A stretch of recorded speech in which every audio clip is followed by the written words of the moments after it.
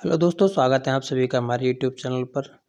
तो चलिए आज की वीडियो को स्टार्ट करते हैं। आज की वीडियो को स्टार्ट करने से पहले हम आपके लिए बता देते हैं कि यहाँ आपका क्लास 10th का कौन सी क्लास का क्लास 10th का मॉडल पेपर है, जिसमें मैं आप सभी के लिए इंपॉर्टेंट क्वेश्चंस कराने वाला हूँ।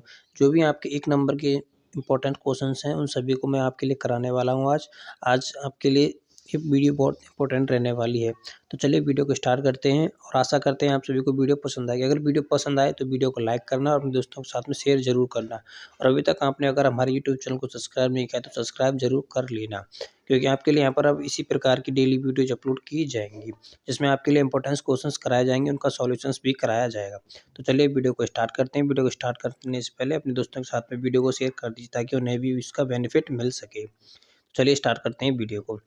देखिए ये आपको पहला क्वेश्चन दिखाया गया है, जिसमें आपको साफ साफ लिखा है बहुविकल्पी प्रश्न है। जिसमें बहुविकल्पी प्रश्न में पहला क्वेश्चन आपको एचसीएफ से, पहला क्वेश्चन आपका किससे, एचसीएफ से है। तो पहला क्वेश्चन को एचसीएफ से करने के लिए आप सभी के लिए बता दें। देखिए एचसीएफ में क्या होता है। एचसीएफ दिया हुआ है जिसमें दो संख्याएं दी हुई हैं 156 और 78। यहाँ पे दो संख्या है जिसका एचसीएफ दिया हुआ है 78, इसका एचसीएफ है। और आपको क्या करा, एलसीएम इन्हीं संख्याओं का एलसीएम क्या होगा, एलसीएम का मान होगा। तो आपको इन्हीं संख्याओं का एलसीएम पूछा हुआ है। तो आपके लिए इस सब क्वेश्चन को करने से पहले आपको एक फॉर्मूला पता होना चाहिए कि दो संख्याओं का गुणनफल, दो संख्याओं का गुणनफल क्या, दो संख्याओं को क्या होना चाहिए, गुणनफल। जैसे मान के दो संख्याएं a गुणा b, उन संख्याओं को जो गुणनफल है वो किसके बराबर होता है, एचसीएफ गुणा एलसीएम के बराबर होता है। तो दो संख्याओं का गुणनफल किसके बराबर होता है, एचसीएफ इंटू एलसीएम के बराबर होता है। ठीक है, तो आप इसको सूत्र लिख सकते, इसमें आपको करने कुछ नहीं है, बस आपको आंसर पर टिक करना है कि पहला है या दूसरा है। आपको बस इस पर क्लिक करना है। अब जैसे मान ली दो संख्या है आपकी ये रही 156 गुणा 78, ये दो संख्या आपकी दी हुई है, इनका एचसीएफ आपको दिया हुआ है। एचसीएफ कितना है 78, गुणा आपको क्या ज्ञात करना है, एलसीएम इसका ज्ञात करना है। तो यहाँ आ जाएगा एलसीएम। ठीक है, तो आपको 78 से, देखिए 78 से अब आपको एलसीएम ज्ञात करना है, गुणा है तो इधर लेके आएंगे तो क्या किस में आ जाएगा, भाग में। तो 78 से तो 78 कैंसिल आउट हो जाएगा। तो आपको एलसीएम जो बचेगा, तो एलसीएम क्या निकल के आएगा, यहाँ से एलसीएम निकल के आएगा 156। तो ये आपका एलसीएम हो गया। आइए आप सभी को समझ में आ गया होगा कि एलसीएम कितना होगा, इसका 156 एलसीएम रहने वाला है। तो पहले का आंसर क्या हो जाएगा, पहले का आंसर ए हो जाएगा, ए ऑप्शन, जिसमें आपको 156 दिया हुआ है। आइए आप सभी को पहला क्वेश्चन समझ में आ गया होगा। तो चलिए स्टार्ट करते हैं अपने दूसरा सेकंड क्वेश्चन। सेकंड क्वेश्चन पूछ रहा है आपसे बहुपद में शून्यंकों को, सेकंड क्वेश्चन है आपको जिसमें पूछा है बहुपद, यहाँ आपको बहुपद दिया हुआ है 4x² माइनस का 4x प्लस 1 के शून्यकों का योग क्या होगा। अब देखिए इसमें दो फॉर्मूले होते हैं। जैसे भी कोई बहुपद दिया हुआ होता है जिसमें द्विघात समीकरण होता है, उसके शून्यकों का योग और शून्यकों का गुणनफल। तो शून्यकों का योग और शून्यकों का गुणनफल, इसके लिए मैं आपके लिए ट्रिक बताता हूँ सीधी सीधी। जैसे मान के चलिए आपका ये कोई समीकरण है, एक ax² प्लस का bx प्लस का c, ये आपको फॉर्मूला, एक साधारण फॉर्मूला बताया मैंने, कोई द्विपद फॉर्मूला है, जिसमें आपके लिए आपसे पूछेगा एक तो शून्यकों का योग। शून्यकों का योग का मतलब है, इसमें से आपसे पूछेगा शून्यकों का योग। तो शून्यकों का योग निकालने के लिए आपको क्या करना पड़ेगा, ये शून्यकों का योग पूछ रहा है। तो शून्यकों का योग निकालने के लिए जो आपका x वाला पद है, ये वाला, तो देखिए यहाँ लिखता हूँ मैं योग। तो योग निकालने के लिए क्या करेगा, योग का फॉर्मूला होता है माइनस का x, माइनस में x का गुणांक बटे में x² का गुणांक। ठीक है, ये क्या हो गया, इसका शून्यकों का गुणनफल का फॉर्मूला हो गया। अब इसको लिखना कैसे, देखिए सिंपल तरीका में लिख के बताता हूँ आपके लिए। सिंपल तरीका में लिखते तो इसमें क्या होगा, देखिए आपसे पूछा शून्यकों का योग, तो योग के लिए आपको क्या करना है, देखिए योग के लिए आपको सीधा सीधा यहाँ से जो x का कॉमन है, x का पद क्या है b, तो यहाँ लिखना है b बटे में x² का जो पद है a, तो क्या फॉर्मूला जाएगा, माइनस का b अपॉन a। तो ये इसकी योग हो जाएगा। अगर गुणनफल आपसे पूछे, अगर आपसे क्या पूछे, गुणनफल, तो गुणनफल ज्ञात करने के लिए आपको क्या करना है, जो ये अचर पद है c बटे में आपको a, c बटे में a, तो आपको हमेशा याद रखना है इस बात को कि जब भी आपसे योग पूछे तो बटे में, तो आपका जो x² वाला पद है ये हमेशा बटे में ही आता है, नीचे आपका आएगा। और अगर आपसे योग पूछ रहा है तो योग के लिए आपको ये वाला पद लिखना है माइनस लगा करके, और अगर आपसे गुणनफल पूछे तो आपको ये वाला पद लिखना है। तो आए जैसे आपसे योग पूछा है तो योग ज्ञात करने के लिए आपको क्या करना है, सीधा सीधा इसका आंसर लिखना है योग। देखिए जैसे मैं यहाँ लिखता हूँ शून्यकों का योग, तो इसका फॉर्मूला लिख लीजिए। सबसे पहले फॉर्मूला है आपका माइनस में एक्स का गुणांक, एक्स का गुणांक बटे एक्स स्क्वायर का गुणांक। अब आप क्वेश्चन में देख सकते हो कि x का गुणांक क्या है। x का गुणांक कितना है, -4।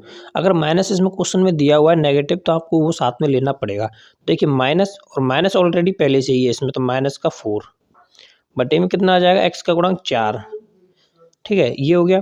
अब माइनस से माइनस गुणा माइनस करेंगे तो प्लस हो जाएगा, तो ये कितना हो जाएगा 4 बटे में 4, और 4 बटे 4 करेंगे तो आपका आंसर कितना जाएगा 1। आइए आप सभी को समझ में आ गया, इसका एक आंसर हो गया। अगर मान के चलिए इसी क्वेश्चन में वो आपसे क्या पूछ लेता, गुणनफल, क्या पूछ लेता, गुणनफल पूछ लेता आपसे,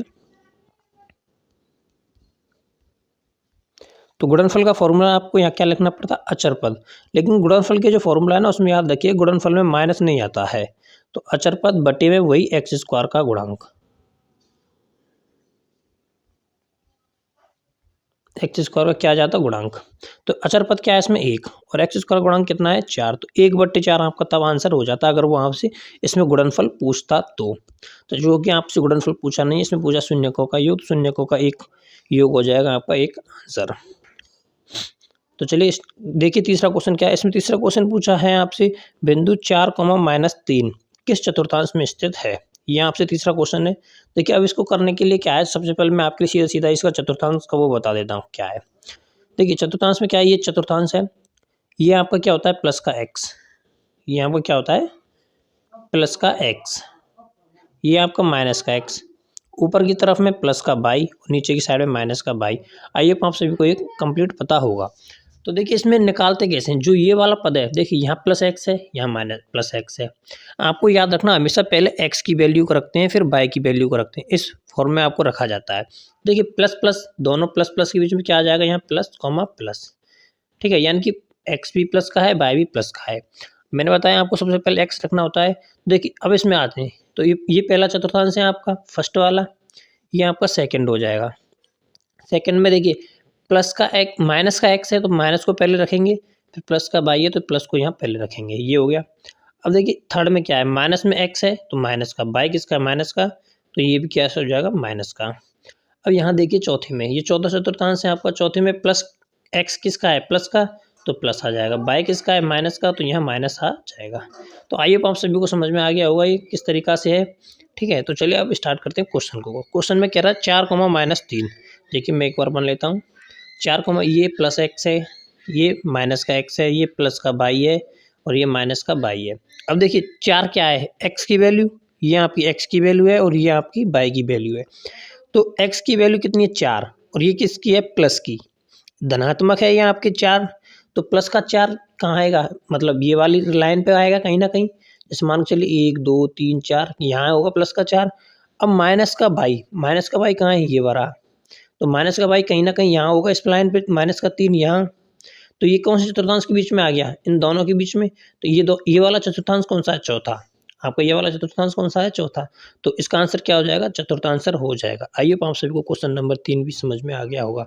मेरा यहाँ पर टारगेट नहीं है कि आप सभी के लिए इन क्वेश्चंस को सॉल्व कराऊं, सॉल्व तो मैं आपके लिए गिनती के 5 मिनट में पूरा पेपर जो है ये मैंने इसमें क्वेश्चंस लिए हैं लगभग 30 के समथिंग, इसको सॉल्व करा सकता हूँ। लेकिन मेरा टारगेट है आप क्वेश्चंस को समझाना। अगर आपके पास में कोई दूसरा क्वेश्चन भी आ जाए तो आप उस क्वेश्चन को किस तरीका से कर सकते हैं। मेरा यहाँ पर मेन टारगेट रहेगा आपके लिए क्वेश्चंस की वैरायटी को बताना, किस तरीका से क्वेश्चन आ सकता है और आप उसको किस तरीका से सॉल्व कर सकते हैं। अब देखिए ये आपका यह क्वेश्चन नंबर 4, जिसमें लिखा गया है यदि बिंदु -2,5 रेखा y बराबर mx+3 पर स्थित है तो m का मान क्या होगा। अब देखिए यहाँ पर रेखा दिया हुआ है, अगर यहाँ पर रेखा की जगह यहाँ पर आपसे कह देगा व्रत, मान के चलिए यहाँ पर आपसे व्रत भी कह सकता है वो, अगर व्रत कहता है तो आपको करना कुछ नहीं है। अगर उसमें ये चीज़ बोली हुई है कि वो इस पर स्थित है, अगर इस पर स्थित है तो याद रखिएगा कि आप कुछ नहीं करना है, जो बिंदु हैं ये वाले बिंदु, उन बिंदुओं में आपको ये वाला समीकरण में उनका मान रखना होता है। अब रखेंगे कैसे, देखिए क्योंकि बिंदु है तो ये इसको संतुष्ट करेगा, ये सीधी सी बात है आपकी, ये समझ लीजिए। आपको क्या करना है, देखिए जैसे मैंने आपके बताया कि पहले x की वैल्यू होती है, बाद में y की वैल्यू होती है। तो आपको यहाँ पर क्या रखना है, y की जगह पर 5 रखना है और x की जगह पर -2। देखिए y की जगह पर मैं 5 रखता हूँ और x की जगह पर -2, तो माइनस का 2m हो जाएगा प्लस का 3। अब इसको लेके आएंगे इधर, तो 5 माइनस का 3 इक्वल में माइनस का 2m। 5 माइनस से 3 गए तो कितना बचेगा, 2। 2 इक्वल में माइनस का 2m। ठीक है, अब 2 से 2 कैंसिल हो जाएगा यहाँ से, तो यहाँ कितना बचेगा, माइनस का m इक्वल में 1। तो m इक्वल में कितना आ जाएगा, माइनस का 1। आइए आप सभी को समझ में आ गया होगा। इस तरीक़ा से आपको सॉल्व करना है, तो इसका आंसर हो जाएगा सी ऑप्शन, इसका आंसर हो जाएगा। तो चलिए स्टार्ट करते हैं चौथा को, आपको पाँचवा क्वेश्चन। पाँचवा क्वेश्चन में क्या कह रहा है कि निम्नलिखित में से कौन सा द्विघात समीकरण नहीं है। अब देखिए क्वेश्चन में ही पहला लिखा हुआ है द्विघात समीकरण। पहले द्विघात समीकरण के बारे में जान लीजिए, द्विघात समीकरण होता क्या है। क्वेश्चन में साफ साफ लिखा हुआ है, आपको द्विघात समीकरण के बारे में बताना है। तो पहले द्विघात समीकरण जानते हैं। द्विघात समीकरण वो होता है जिसमें आपके लिए x की जो पावर है, यानी कि x की जो घात है वो हमेशा 2 होगी, ये कन्फर्म है।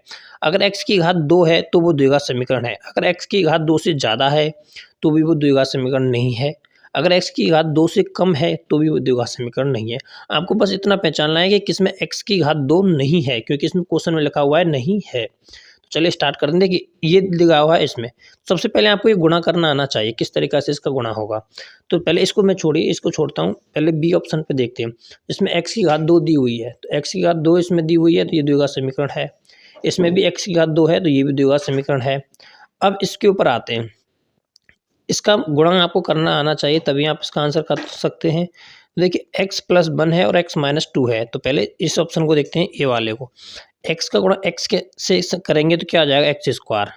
फिर x का गुणा माइनस के 2 से करेंगे तो माइनस का 2x।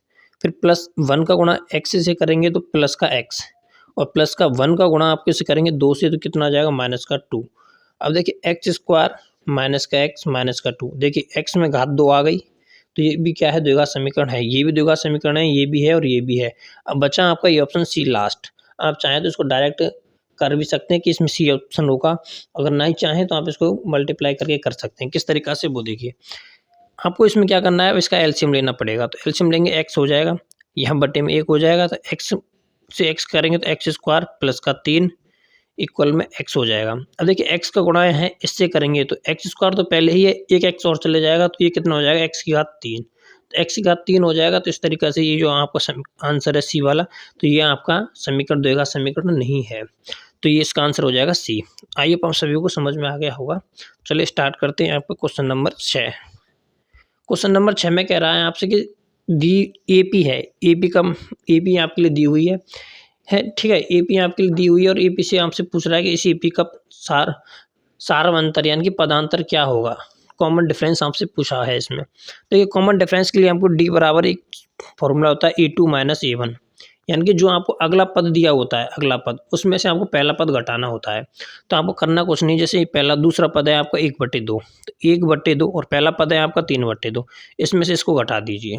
सीधा सीधा घटाएंगे तो एलसीएम आ जाएगा, इसका लासा 2, तो 2 में इस 2 का भाग 1 - 3 हो जाएगा, माइनस का 2/2, इसको काटेंगे तो कितना आ जाएगा, माइनस का 1। तो इसका सारवंतर कितना हो जाएगा, माइनस का 1 हो जाएगा। आइए आपसे समझ में आ गया, इस तरीक़े से आपको सारवंतर करना होता है।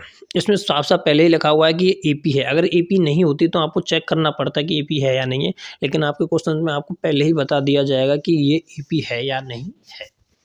तो चलिए स्टार्ट करते हैं अपना नेक्स्ट क्वेश्चन क्या पूछ रहा है आपसे, यदि √3 cos sec थीटा इक्वल में 2 है तो थीटा का मान क्या होगा, ये आपसे पूछा हुआ है। देखिए करेंगे कैसे, √3 cos sec थीटा इक्वल में 2 दिया हुआ है। देखिए √3 को आप किसके नीचे ले जाएंगे, 2 के नीचे, तो ये कितना हो जाएगा, cos sec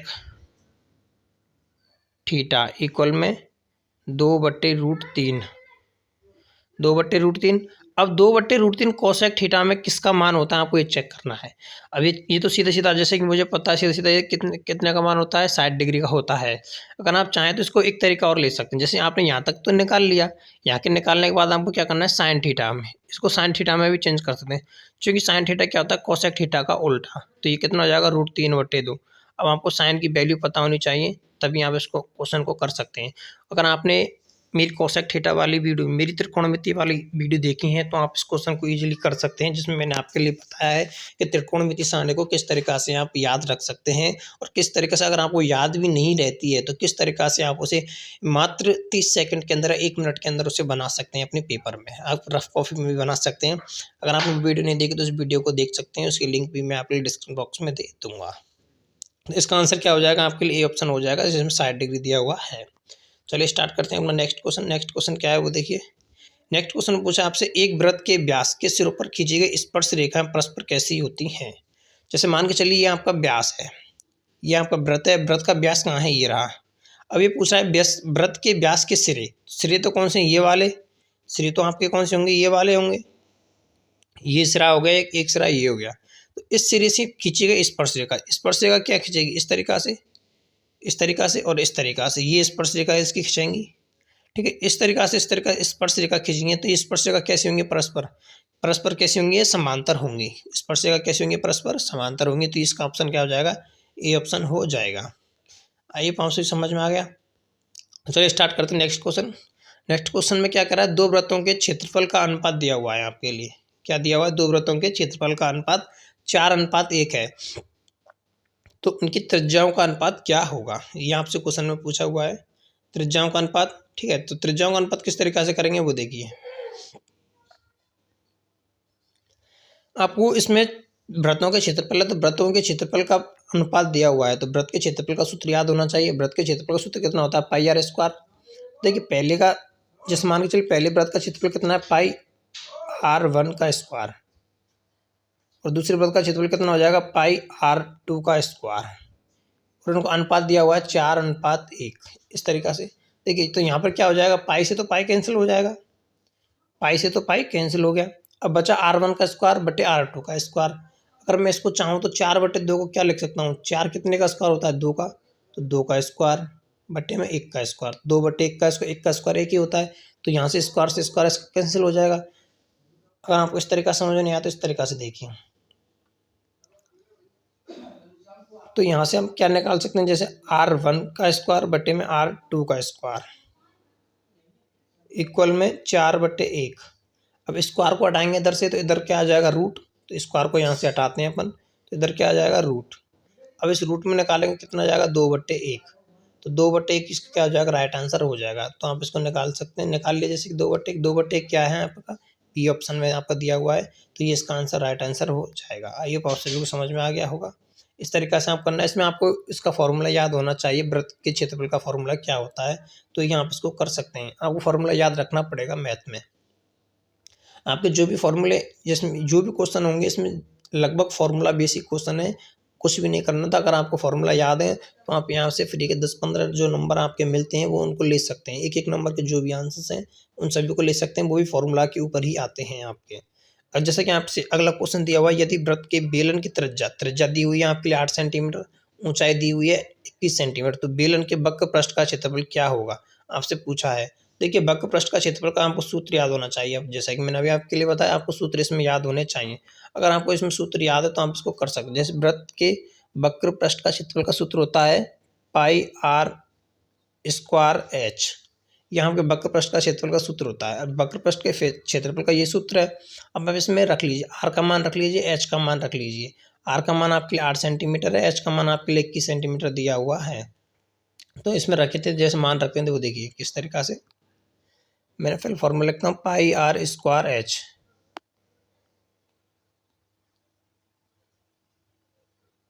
ठीक है, तो पाई का मान कितना होता है? 22/7 गुणा आर का मान कितना? 8 सेंटीमीटर, स्क्वायर लगा हुआ है तो 2 बार हो जाएगा, 8 × 8 गुणा एच का मान कितना? 21 सेंटीमीटर। ठीक है, तो 7 से इसको काटेंगे, 7 या 21। ठीक है, 7 या 21। अब इनका मल्टीप्लाई करते हैं आपस में, तो 8 × 8 = 64, तो 22 × 64 × 2, 64 × 3 कितना हो जाएगा इसका आंसर? 22 × 8 = 64, 4 4 × 8 8 × 24, तो वक्र पृष्ठ का क्षेत्रफल, अरे वक्र पृष्ठ का क्षेत्रफल ज्ञात करना है आपको। तो वक्र पृष्ठ का क्षेत्रफल का सूत्र होता है आपका 2πRh, सॉरी गलती हो गया, 2πRh आपको क्या होता है, वक्र पृष्ठ का क्षेत्रफल का सूत्र होता है 2πRh। तो इसमें मल्टीप्लाई करना है आपको सीधा 2 × 22/7 गुणा r का मान कितना है 8 गुणा h का मान कितना है आपका 21।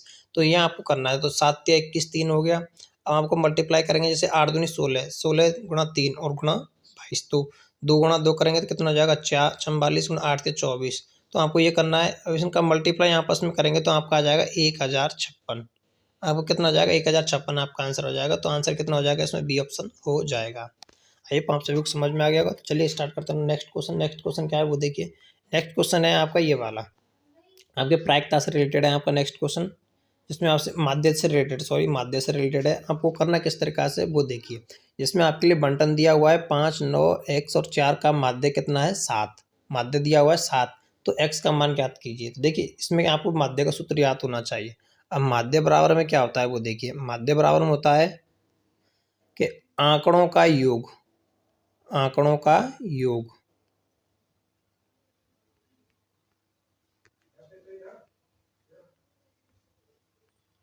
बटे में आंकड़ों की संख्या।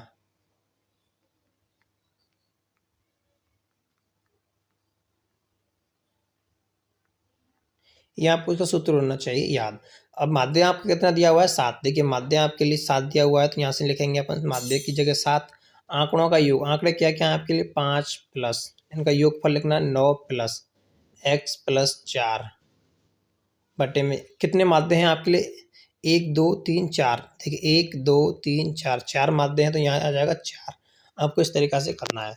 अब आपको करना क्या है, इसका गुणा और वो करना है। देखिए 7 गुणा 4, 4 इधर है, इधर ले जाएंगे तो कितना हो जाएगा 28। जैसे मैं इसका कलर चेंज कर लेता हूँ, कितना हो जाएगा देखिए 28 इक्वल में 5 और 9 को जोड़ेंगे और 4 को जोड़ेंगे। 5 और 9, 5 और 4 कितना हो गया 9, 9 9 18। तो 18 प्लस का x हो जाएगा, 18 प्लस का x। अब 18 को इसमें से मल्टीप्लाई घटा देंगे तो 18, 28 माइनस 18 इक्वल में कितना हो जाएगा x। तो 28 में से 18 गएंगे तो कितना हो जाएगा 10, 10 बराबर में कितना हो जाएगा x। तो x की वैल्यू कितनी आ गई आपके पास में 10। तो ये रहा आपका सी ऑप्शन हो गया।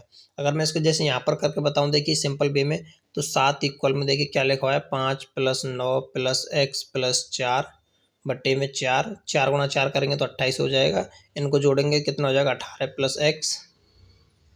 तो x की वैल्यू निकालनी है, 18 को इधर ले जाएंगे, 28 माइनस 18 कितना हो जाएगा x। तो x की वैल्यू यहाँ से कितनी आ जाएगी 10। आइए हम सभी को समझ में आ गया होगा, x की वैल्यू कितनी आ जाएगी 10। चलिए स्टार्ट करते हैं अपना नेक्स्ट क्वेश्चन, जिसमें लिखा हुआ है एक साथ दो पासों को उछालने पर प्राप्त संख्याओं का योग 7 होने की प्रायिकता क्या है। ये आपका इंपॉर्टेंट क्वेश्चन रहने वाला है। ये क्वेश्चन आपके लिए 11th क्लास के लिए भी इम्पोर्टेंट रहता है और कॉम्पिटिशन क्लास के लिए भी इम्पोर्टेंट रहता है। तो आपको करना किस तरीका से, दो पासे हैं तो दो पासों के लिए आपको करेंगे कैसे। देखिए दो पासे हैं, मान के चलिए पहले पासे पर कितने अंक होते हैं 6, 1 से लेकर 6 तक, और दूसरे पासे पर कितने अंक होते हैं 6। तो जब आप दोनों पासों को फेंकते हैं तो कुल प्रायिकता आपके लिए बन के आती है, जो आंकड़े आते हैं वो आपके 36 आते हैं, 6 गुणा 6। अब आपसे पूछा है कि दोनों पासों को चाल रहे हैं तो उनका योग कितना आना चाहिए 7।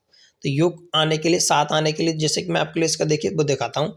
तो जैसे अगर आप इस दोनों पासों को चालते हैं तो सबसे पहले आएगा 1, दूसरे पर 1, ये भी आ सकता है 1,2 इस तरीका से, 1,3, 1,4 इस तरीका से चलता रहेगा 1,6 तक। इसी प्रकार से लास्ट में आएगा आपका यहाँ कहीं 6,6। तो इस तरीका से आप इन टोटल को लिखेंगे, जैसे 2,1 यहाँ आ जाएगा, फिर 2,2 आ जाएगा।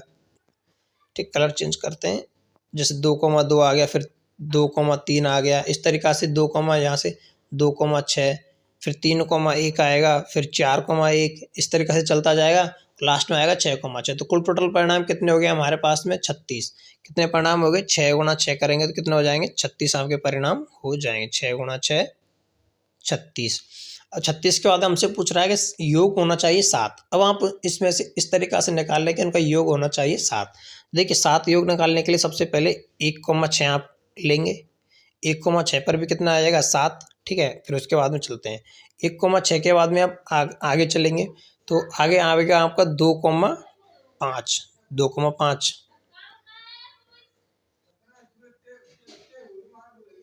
दो कॉमा 5 ये भी योग आपका कितना हो गया 7। फिर चलते हैं 3 पर, तो 3 पर चलेंगे तो देखिए 3,4, फिर 4 पर चलते हैं 4,3, फिर 5 पर चलते हैं तो 5,2, फिर 6 पर चलते हैं तो 6,1।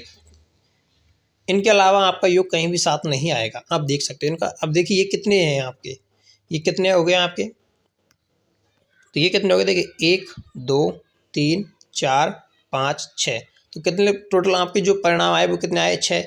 अब 6 परिणाम है, आपको 36 में से चुनने हैं, तो 6/36 करेंगे तो कितना आ जाएगा इसका 1/6। यही आपका क्या है आंसर है। आइए आप सभी को समझ में आ गया होगा, तो इसका आंसर क्या हो जाएगा, बी ऑप्शन हो जाएगा। ठीक है, तो चलिए अब स्टार्ट करते हैं अपना नेक्स्ट क्वेश्चन। नेक्स्ट क्वेश्चन है आपका रिक्त स्थान वाला। तो इसमें किस तरीक़ा से करना है वो देखिए। पहला क्वेश्चन है आपका, कोई संख्या p/q है। आपको इन जो क्वेश्चन है जो मैं आपके लिए करा रहा हूँ ये इंपॉर्टेंट क्वेश्चन है। आपसे निवेदन है कि आप इन क्वेश्चंस को करने से पहले अपनी रफ कॉपी में एक बार जरूर खुद से पहले ट्राई कीजिए। वीडियो को पॉज कर लीजिएगा, वीडियो को पॉज करने के बाद में खुद ट्राई करिएगा कि आपको क्वेश्चन आता है या नहीं आता है। अगर आपको क्वेश्चन आता है तो आप इसको पहले राइट आंसर कर लीजिएगा, फिर उसके बाद में नहीं आता है तो आप इस क्वेश्चन को देखिए, उसका सॉल्यूशन देखिए, सॉल्यूशन देखने के बाद में खुद फिर दोबारा से ट्राई कीजिए। तो अभी आपके लिए इस क्वेश्चन का कुछ फ़ायदा होगा, अन्यथा आपके लिए कोई फ़ायदा नहीं रहने वाला है। देखिए दूसरा क्वेश्चन है, कोई संख्या p/q है जहाँ p एवं q परस्पर अभाज्य पूर्णांक हैं तो तथा q नेगेटिव है, तो जो संख्या है वो क्या कहलाती है। जैसे p/q में कोई संख्या है जहाँ पर p और q परस्पर अभाज्य संख्या है, q में नॉट इक्वल 0 होता है, तो वो संख्या क्या कहलाती है। आप सभी को पता होगा वो संख्या आपकी परमेय संख्या कहलाती है, जहाँ q नॉट इक्वल टू 0 होता है। q आपसे फिर अगला क्वेश्चन है, सभी वर्ग खाली जगह होते हैं। सभी वर्ग कैसे होते हैं, समरूप होते हैं। आप कोई भी वर्ग देख लीजिए, जैसे ये वर्ग है इस वर्ग के बराबर ही होगा, ये हमेशा कन्फर्म है, तो ये सभी वर्ग क्या होते हैं, समरूप होते हैं। इसमें समरूप आंसर आ जाएगा। आपसे तीसरा क्वेश्चन है, cot 59/tan31, इनकी cot 59/cot 31 का मान क्या होगा।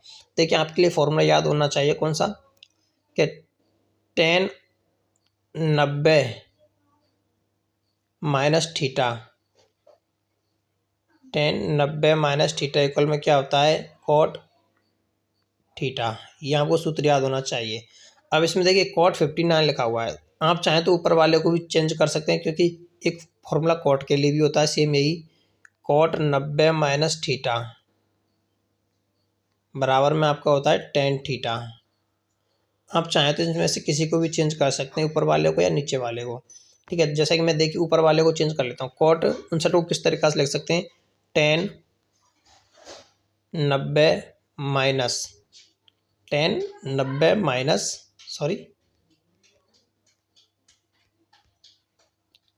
ये किस तरीक़ा से लिखेंगे, cot 90 माइनस 59 है, 59 को क्या लिख सकते हैं, 90 में से 31 घटाएंगे तभी तो 59 आएगा हमारे पास में 59, तो 59 बटे में क्या है cot 31, सॉरी नीचे नीचे क्या दिया हुआ है, tan 31 दिया हुआ है, tan 31 डिग्री।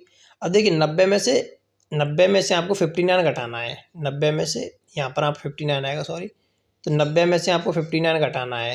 एक मिनट कलर चेंज कर लेते हैं।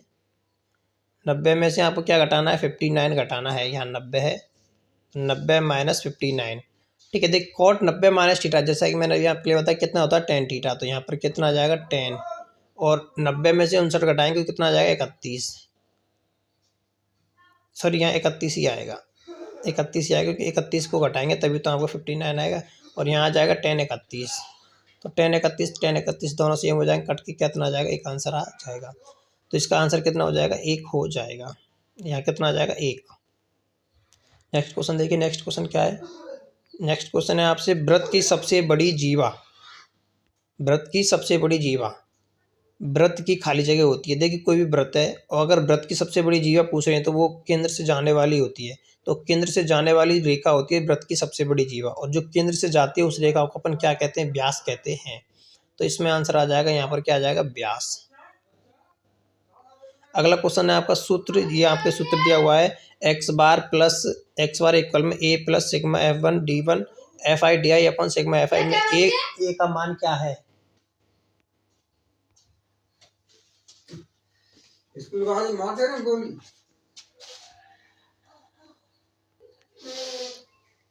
तो वृत्त की सबसे बड़ी जीवा क्या हो जाएगी, इसमें व्यास हो जाएगी। ये आपका आंसर हो जाएगा इसमें व्यास। आपसे पूछा है इसमें ए का मान क्या कहलाता है, ए, तो ए जो होता है आपका, ये सूत्र होता है आपका, ठीक है, माध्य का। और माध्य के सूत्र में जो ए होता है आपका, ये आपका होता है कल्पित माध्य, जो अपनी तरफ से आप चुनते हैं वही आपका क्या होता है, कल्पित माध्य। तो इसमें क्या आंसर आ जाएगा, कल्पित माध्य, कल्पित माध्य कहलाता है। ये आंसर हो गया। अगर नेक्स्ट क्वेश्चन है, किसी प्रयोग की सभी प्रारंभिक घटनाओं की प्रायिकताओं का योग, किसी प्रयोग की सभी प्रारंभिक घटनाओं की प्रायिकताओं का योग हमेशा क्या होता है, एक होता है, हमेशा क्या आता है, एक होता है। तो इसका आंसर हो जाएगा एक। तो ये आपका क्वेश्चन हो गया। देखिए 12 क्वेश्चन वो हो गए, 6 क्वेश्चन ये हो गए, 18 क्वेश्चन आपके लिए मैंने करा दिए हैं। तो इंपॉर्टेंट क्वेश्चन हैं 18 क्वेश्चन आपके लिए, तो बहुत अहमियत रखते हैं। अगला क्वेश्चन देखिए, अगला क्वेश्चन क्या है। अगला क्वेश्चन आपसे कह रहा है, जिस समीकरण का आलेख एक सरल रेखा हो तो वह क्या कहलाता है। जिस समीकरण है कोई भी, उसका आलेख अगर एक सरल रेखा है, तो सरल रेखा इसमें जैसे कि a x plus b x plus c, अगर उसमें वो एक घातीय समीकरण है, ये आपके लिए इंपॉर्टेंट नहीं है क्योंकि ये ज़्यादा हाई हो जाएगा। तो आपको सीधा सीधा याद रखना है, अगर कोई समीकरण है उसकी एक सरल रेखा बन रही है इस तरीक़ा से, तो वो क्या कहलाता है, एक सरल रेखीय समीकरण कहलाता है। क्या कहलाता है, सरल रेखीय समीकरण कहलाता है, सरल रेखीय समीकरण कहलाता है, ठीक है। अगला क्वेश्चन देखिए, अगला क्वेश्चन क्या है, यदि किसी द्विघात समीकरण, पहले ऊपर कर लीजिए चलिए, यदि किसी द्विघात समीकरण का व्यवक्तिकार शून्य है तो उसके मूल कैसे होंगे। अब व्यवक्तिकार से मतलब क्या, जैसे द्विघात समीकरण है आपका, और द्विघात समीकरण जैसे ए एक्स स्क्वायर प्लस का बी एक्स प्लस का सी, अब इसका व्यवक्तिकार होता है, या जैसे यहाँ से मैं निकालूँ तो बी स्क्वायर माइनस का 4ac, ये इसका व्यवक्तिकार है। अगर इसका मान 0 आ जाए, अगर इसका मान क्या हो जाए, 0 आ जाए, तो 0 आने पर जो उसके मूल हैं वो किस तरीक़ा के होंगे, ये आपसे क्वेश्चन में पूछा हुआ है। तो 0 आ जाए तो उसका जो मूल है वो, उसके मूल कैसे होंगे, एक तो मूल वास्तविक होंगे, रियल मूल कैसे होंगे, वास्तविक रियल मूल होंगे, और वास्तविक होने के साथ साथ में जो मूल होंगे वो कैसे होंगे, समान होंगे, ठीक है। जैसे कि मान के चलिए इसका ये हो गया, वास्तविक होंगे और वो मूल कैसे होंगे,